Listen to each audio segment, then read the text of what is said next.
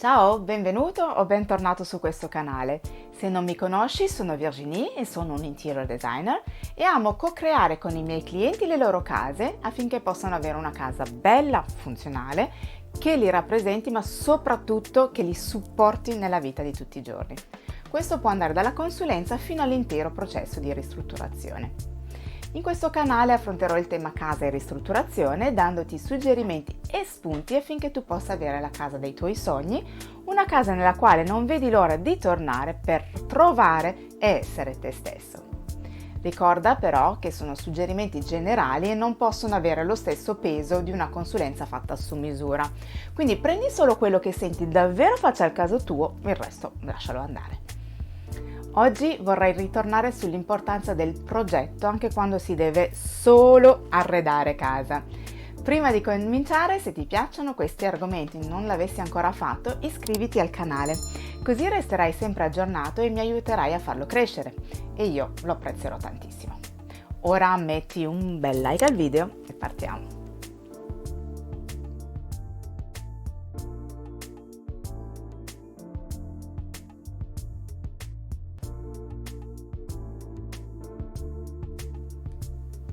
Arredare casa senza avere un progetto è uno degli errori più grandi che puoi fare quando decidi di mettere su casa. Questo perché il risultato potrebbe non essere quello desiderato a livello estetico, ma soprattutto a livello funzionale. E questo potrebbe costarti caro a livello economico, ma principalmente a livello di benessere. Vediamo insieme gli errori più comuni che si fanno quando non si progetta.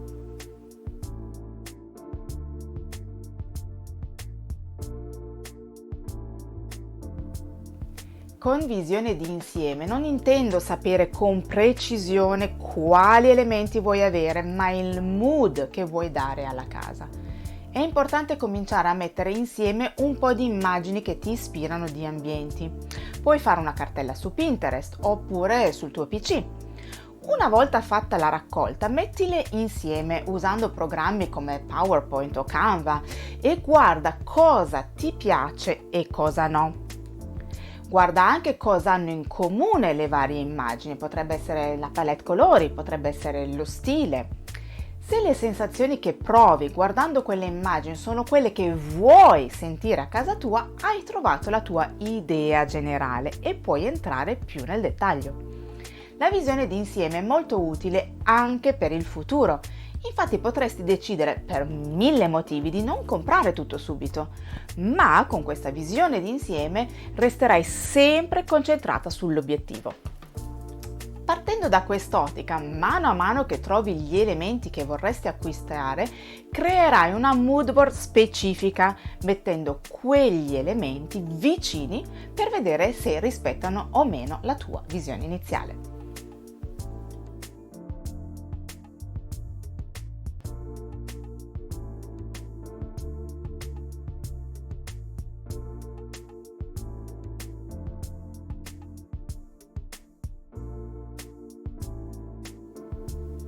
Sono certa che le misure principali come lunghezza, larghezza, altezza delle stanze le prenderai e prenderai anche gli ingombri di porte e finestre o eventuali elementi architettonici.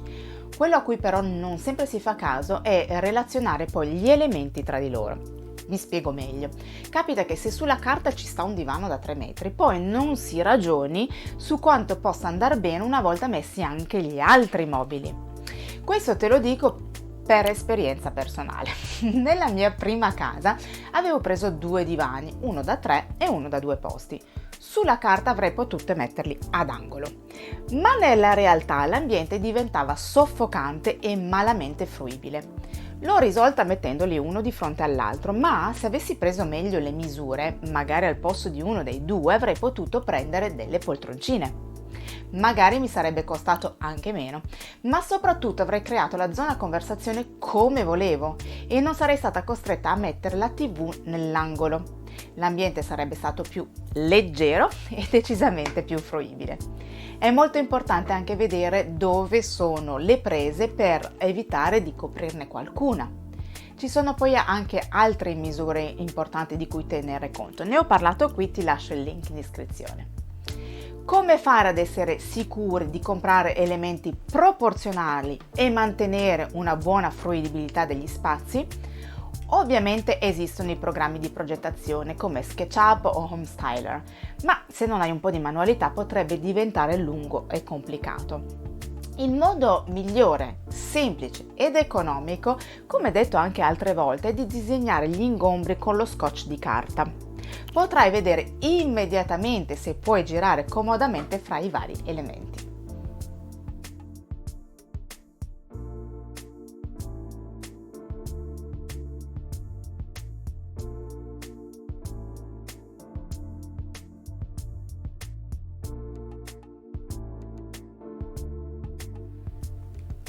Capita di vedere un mobile o un complemento in un negozio, rimanerne innamorati e comprarlo d'impulso, per poi portarlo a casa e scoprire che non c'entra con il resto o addirittura che non ci sta perché magari è troppo grande. Questo può capitare soprattutto se hai saltato i 2 punti precedenti. Solo che una volta che l'hai comprato, che fai?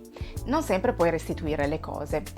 Quando vedi qualcosa che ti piace, per prima cosa guarda la tua mood board e vedi se si sposa bene con il resto. Se qualcosa non quadra, chiediti cosa, la forma o il colore. E poi guarda se c'è qualcosa, esiste qualcosa di simile che però effettivamente abbia un senso con il resto. Fatto questo, non dimenticarti di controllare le misure. Pensa dove lo vorresti mettere e guarda non solo se ci sta, ma se rischia di soffocare l'ambiente o al contrario di perdersi.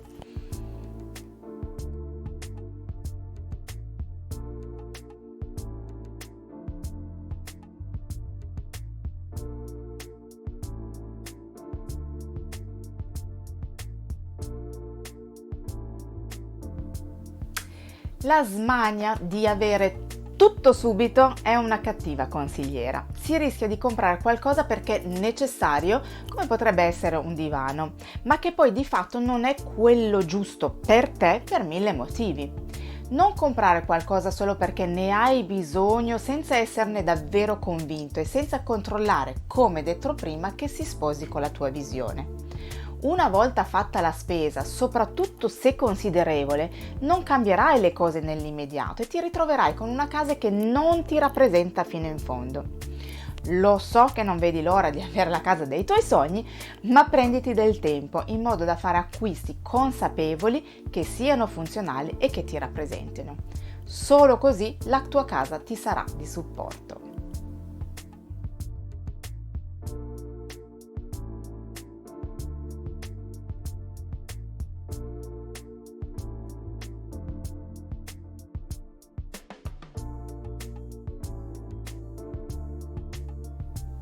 Questo riprende un po' il punto precedente, il voler avere tutto subito. Questo, oltre al rischio visto prima di comprare cose che poi non ti rappresentano fino in fondo, ti potrebbe portare a comprare cose inutili o comunque poco funzionali per te. Non c'è niente che vivere la casa per capire cosa davvero si ha bisogno. Se letto e cucina sono abbastanza imprescindibili, il resto paradossalmente si può prendere anche una volta che si abita la casa. Ora, così forse è un po' esagerato in senso opposto, ma il ragionamento deve essere questo: di cosa non posso assolutamente fare a meno? Comincia da lì, cercando elementi poi che si sposino ovviamente con la tua mood board e con le misure della casa. Poi entra, vivila la casa e arredala cucendola davvero su di te.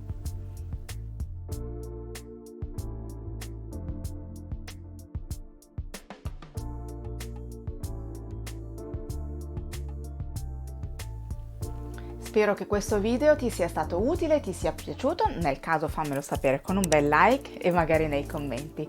Sentiti libero di condividerlo con chiunque tu pensi possa essere interessato, ne sarò onorata e mi aiuterà a far crescere il canale. Se senti che la tua casa o qualche ambiente di essa non ti rispecchia abbastanza, non aspettare oltre e prenota la tua consulenza. Trovi i miei contatti in descrizione. Se poi non lo hai ancora fatto, ricordati anche di iscriverti al canale e attiva la campanella, così non ti perderai i prossimi video. Grazie di cuore per essere stato qui con me. A presto!